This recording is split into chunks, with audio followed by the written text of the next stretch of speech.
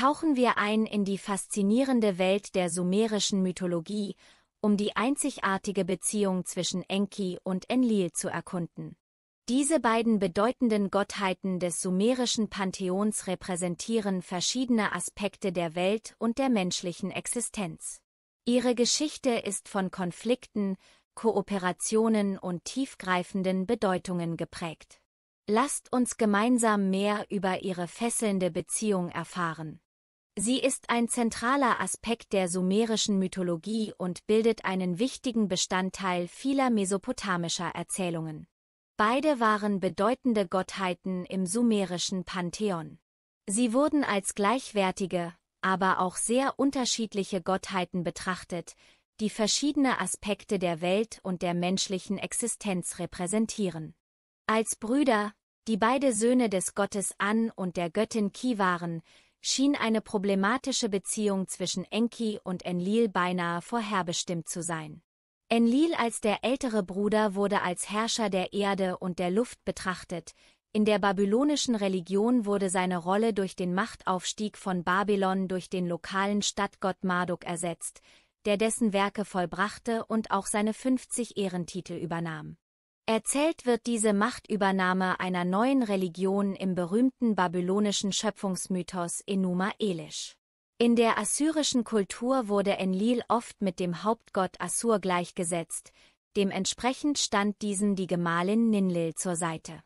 Hauptattribut von Enlil ist die Hörnerkrone auf einem Thron. Dieses Symbol bezeichnet grundsätzlich die Göttlichkeit in der mesopotamischen Ikonographie und war, bis auf wenige Ausnahmen in der Spätzeit, den Göttern vorbehalten. Als Symbol für Enlil reichte es aus, nur die Hörnerkrone auf einem Thron darzustellen. Sein Hauptkultort und wichtigstes Zentrum der sumerischen Religion war der Tempelkomplex Ekur in Nippur. Enlil war wahrscheinlich von Anbeginn an der Schutzgott von Nippur. Als besondere Auszeichnung wurde Nippur auch mit dem Logogramm Enlili Ki geschrieben, was Ort des Enlil bedeutet.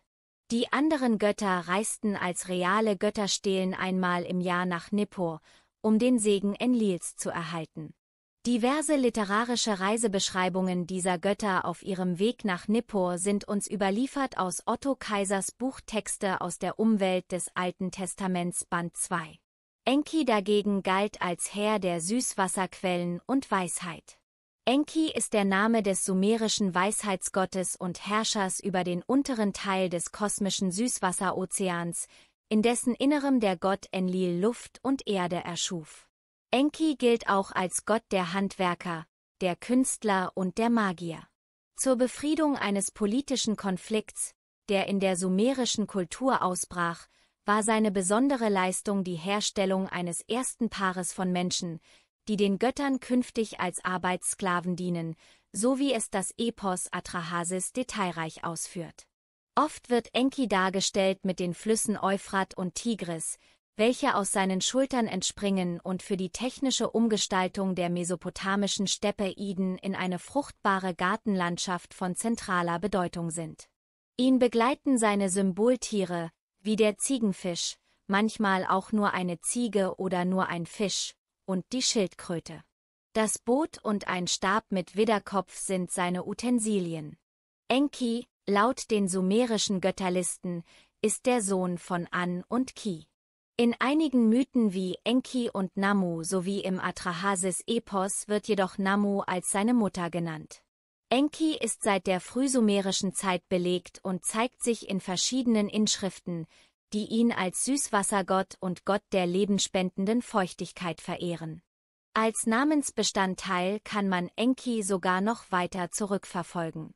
Sein Hauptheiligtum Eapsu befand sich in der Stadt Eridu und sicherte in früher Zeit die Vormachtstellung der Stadt. Als einer der wichtigsten Götter im mesopotamischen Pantheon hatte Enki Tempel in vielen anderen Städten. Als der Einfluss Eridus sank, wurde auch sein Hauptheiligtum nach Uruk verlegt, was sich im Mythos Inanna und Enki niederschlägt. Bis zum Ende der altorientalischen Überlieferung bleibt Enki Ea jedoch einer der Hauptgötter.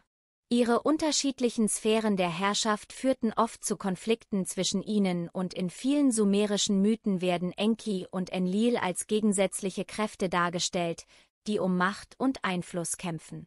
Die Geschichte vom Diebstahl der göttlichen Weisheit ist eine faszinierende Episode in der sumerischen Mythologie, die die Spannungen und unterschiedlichen Ansichten zwischen den Brüdern Enki und Enlil auf eindrucksvolle Weise illustriert.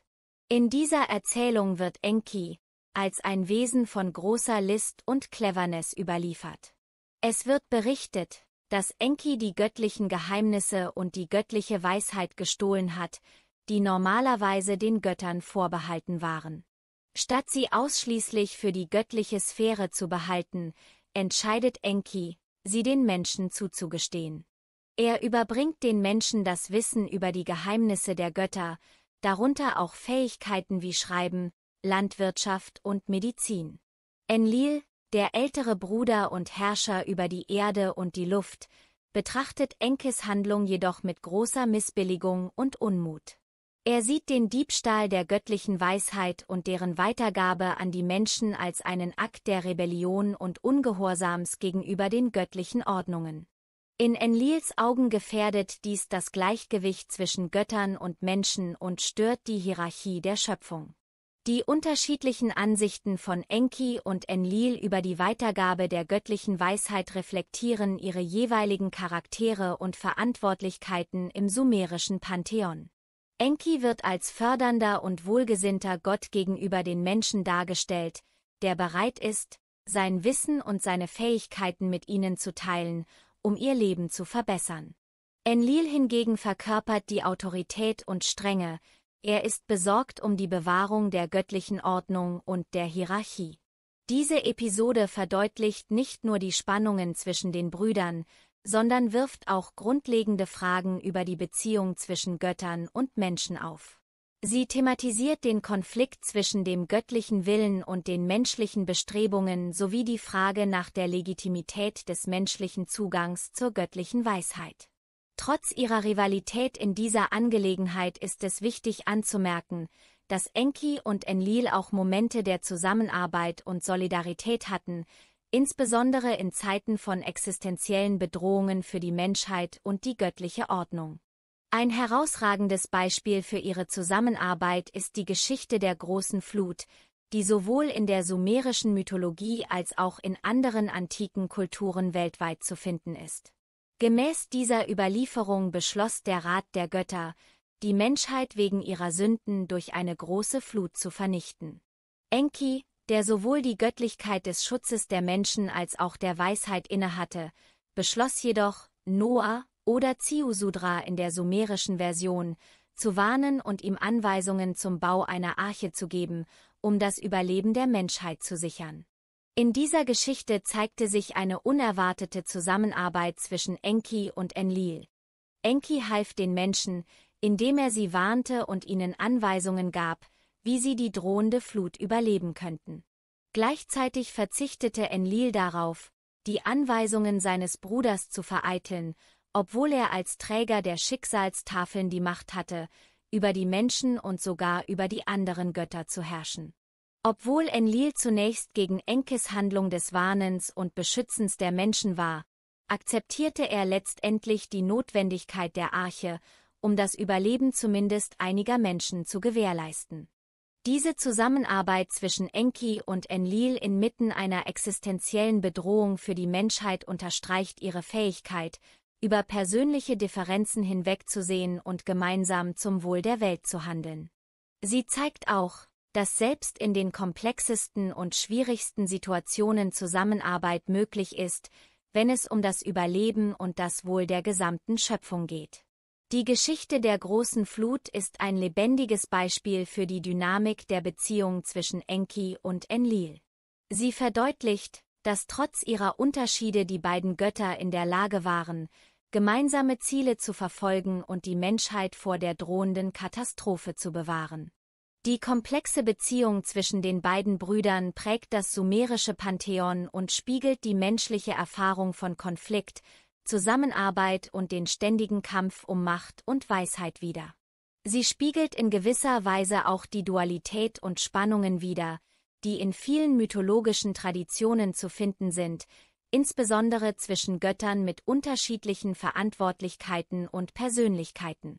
Das war die spannende Reise durch die faszinierende Welt von Enki und Enlil.